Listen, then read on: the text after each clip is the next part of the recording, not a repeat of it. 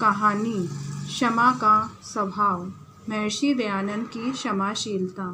महर्षि दयानंद गंगा के किनारे एक झोपड़ी में रहकर साधना में लीन रहते थे। महर्षि जी की झोपड़ी के सामने एक झोपड़ी में एक अन्य साधु रहता था। वह महर्षि जी की महान तपस्या साधना को देख ईर्ष्या रखता था।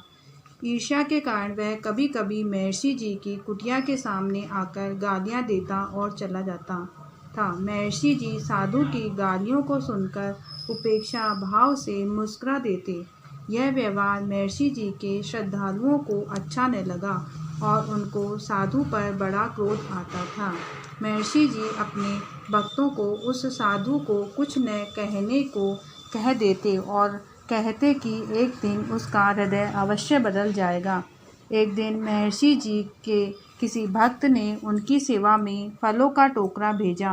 महर्षि जी ने टोकरे में से कुछ फल छांटकर एक भक्त को देते हुए कहा, लो, इन फलों को सामने वाले साधु को दे आओ। उस भक्त को आश्चर्य हुआ। वह बोला, वह तो रोज आपको गाली देता है। हाँ, उसी को दे आओ। महर्षि जी ने कहा। वह भक्त फल लेकर उस साधु के पास गया और बोला, स्वामी दयानंद जी महाराज ने यह फल आपके लिए भेजे हैं।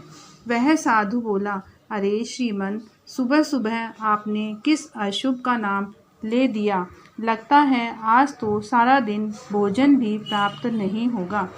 ये फल किसी अन्य साधु के लिए भेजे होंगे। मैं तो उन्हें प्रतिदिन गालियाँ देता हूँ, इसीलिए वह फल मुझे क्यों भेजने लगा।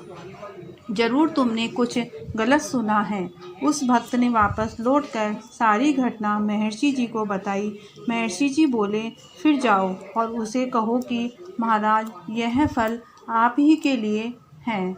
उन्हें कहना कि नित्य प्रति आप जो गालियों की वर्षा करते थे, उनमें आपकी काफ़ी शक्ति खर्च होती है। इन फलों का सेवन करने से आपकी शक्ति बनी रहेगी और आपके उस क्रम में कोई बाधा नहीं आएगी। उस भक्तजन ने पुनः साधु के पास जाकर महर्षि जी का संदेश सुनाया।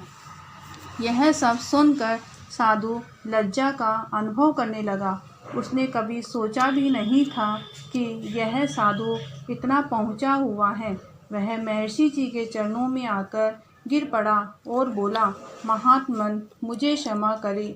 मैंने तो आपको एक मामूली व ढोंगी साधु समझा था, पर आप तो साक्षात देवता हैं।